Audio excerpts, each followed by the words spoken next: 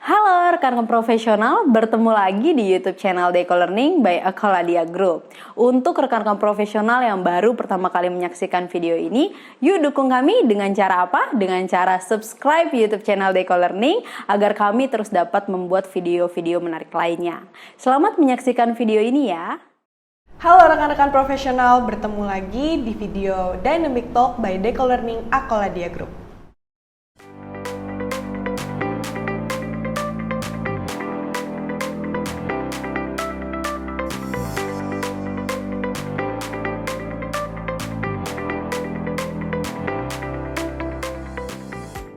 Rekan-rekan profesional, bertemu lagi dengan saya Halimah. Nah, sekarang saya sudah ditemani oleh seorang fasilitator dari Deco Learning, yaitu Bapak Muhammad Siddiq PMP. Halo Pak Siddiq, apa kabar? Baik.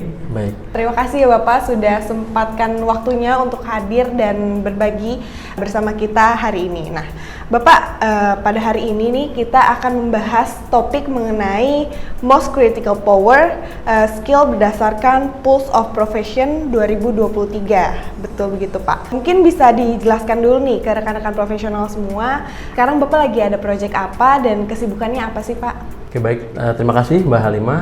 Perkenalkan, nama saya Muhammad Siddiq. Saya seorang praktisi dan juga profesional di bidang project management, kurang lebih dengan pengalaman sekitar 12 tahun ya sebagai praktisi, konsultan, sebagai trainer juga ya, dan juga tentunya sebagai project manager. Background saya dari IT, sehingga saya cukup banyak memegang project-project yang berkaitan dengan IT, walaupun tentunya tidak hanya di bidang IT saja yang sudah pernah saya handle seperti itu. Yeah. Oke, mungkin kita bisa langsung masuk ke topik pembahasan kita mengenai Pulse of the Profession tersebut ya Pak. Mungkin bisa dijelaskan terlebih dulu nih Pak, apa sih Pulse of Profession tersebut? Oke. Jadi sebenarnya untuk pembahasan mengenai hari ini ya, mengenai the most critical power skills menurut Pulse of the Profession versi 2023 ya, yang dikeluarkan oleh PMI atau Project Management Institute.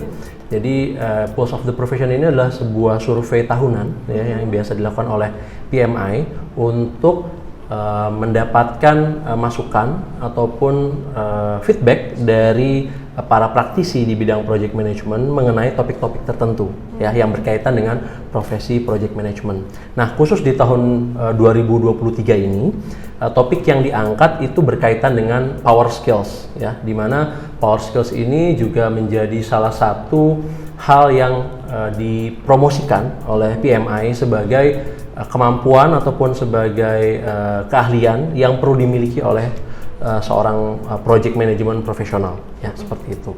Nah, dari survei Pulse of the Profession tahun 2023 ini itu nanti akan kita lihat ya, ada beberapa power skills yang sifatnya itu kritikal ya, penting untuk dimiliki oleh seorang project manager. Kira-kira seperti itu. Oke, kemudian nih Pak, dalam Pulse of Profession 2023 nih, boleh nggak sih Pak dielaborasikan gitu Pak, apa hasil dan insight yang didapatkan dari Pulse of Profession 2023 ini? Oke, baik. Jadi di Pulse of the Profession 2023 ini secara umum itu diambil feedback ataupun hasilnya itu didapatkan dari hasil survei dari hampir seluruh dunia ya, bisa dibilang ya. Jadi diambil dari para praktisi di bidang project management, tersebar di seluruh region yang ada di seluruh dunia ya, dari mulai Amerika, kemudian dari Eropa, Middle East, ada South Asia, ada juga Asia Pasifik, dan kemudian tentunya latar belakang dari responden ini juga sifatnya beragam ya. Ada yang dari bidang IT, ada yang dari bidang construction, manufacture, ada juga yang dari financial services sampai ke telekomunikasi. Nah, mereka kemudian mengisikan survei yang menanyakan mengenai apa-apa saja power skills yang menurut mereka tuh kritikal ya dalam mereka menjalankan proyek mereka. Ya, seperti itu. Nah, dari hasil survei tersebut ya didapatkan ada kira-kira 12 ya, ada 12 power skills yang bisa dibilang itu menjadi skills yang perlu dimiliki oleh seorang project manager. Ya, mungkin saya sebutkan satu persatu ya, nanti akan kita bahas lebih dalam lagi. Ada accountability, kemudian ada adaptability, ada collaborative leadership, kemudian ada communication, berikutnya ada disiplin, ada empathy, ada juga for purpose orientation, kemudian ada future focused orientation, ada juga innovative mindset, problem solving, berikutnya ada relationship building dan strategic thinking. Ya, jadi dari 12 itu kemudian nanti para responden akan memberikan pendapat mereka untuk melihat secara pemeringkatan mana yang paling kritikal ya bagi pelaksanaan project management. Ya, kira-kira seperti itu.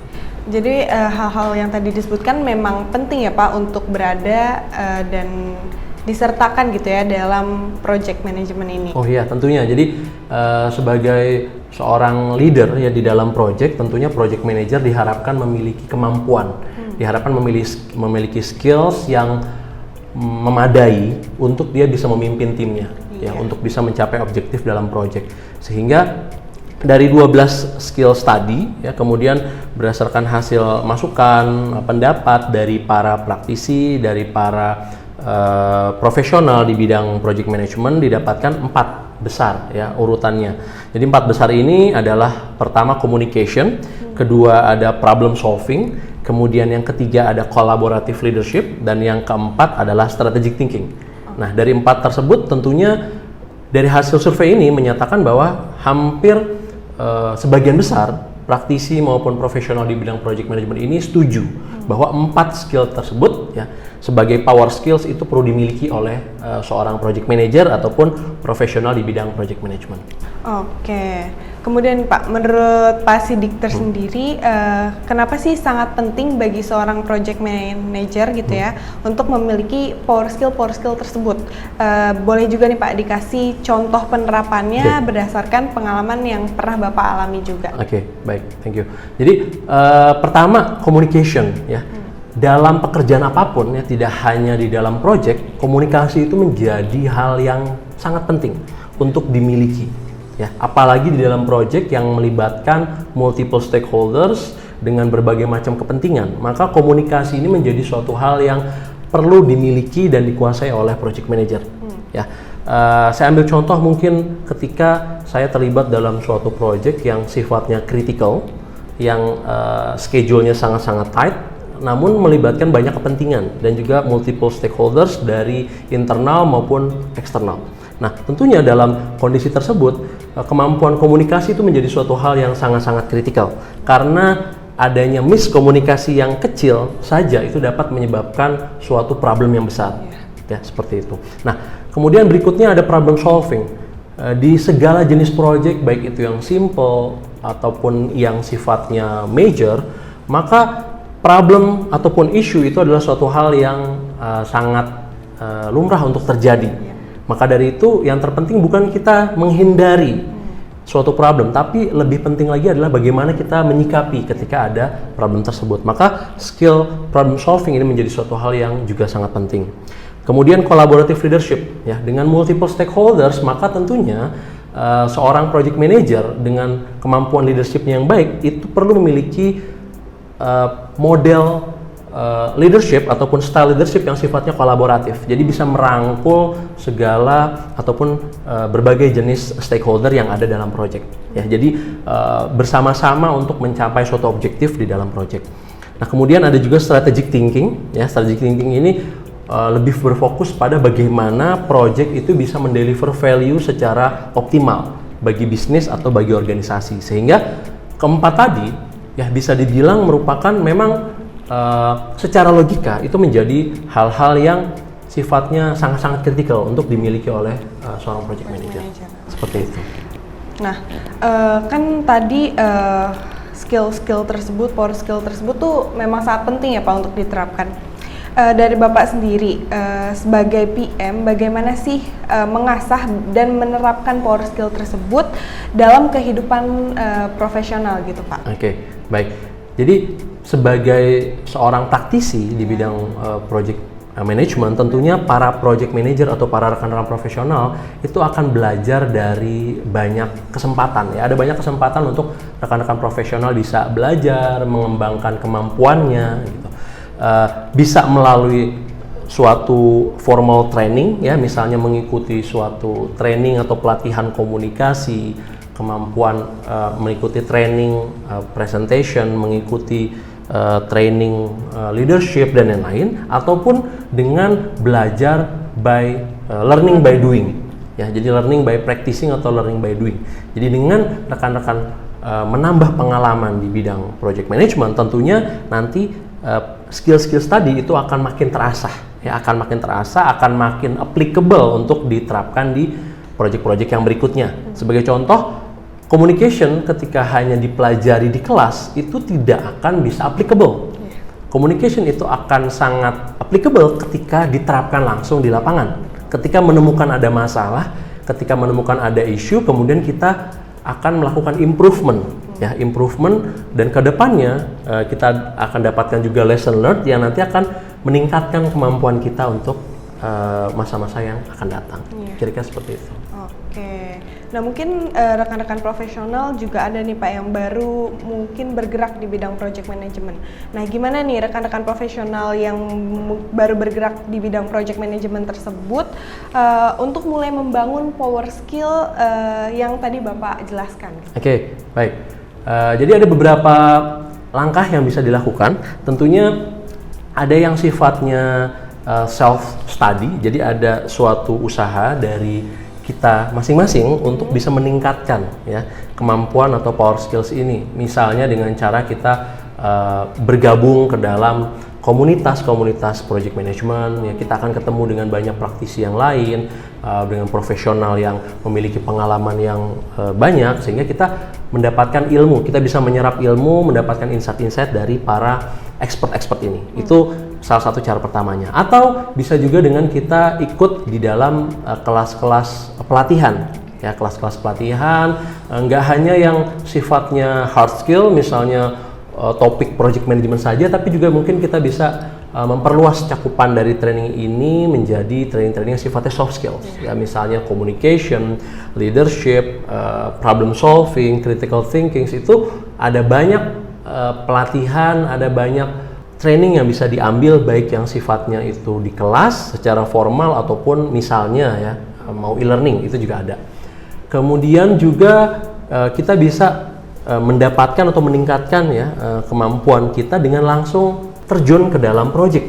Ya, tentunya bagi rekan-rekan yang mungkin baru saja terlibat di dalam project, kapasitasnya baru sebagai project team members, maka seraplah sebanyak-banyaknya pengalaman, seraplah sebanyak-banyaknya insight dari project manager ataupun dari rekan-rekan lain yang sudah lebih berpengalaman ya. Kemudian juga dengan mendapatkan lesson learned dari pengalaman tersebut, kemudian kita aplikasikan di dalam pelaksanaan project, maka nanti kompetensi dari rekan-rekan juga makin akan berkembang ya. Kira-kira mungkin seperti itu.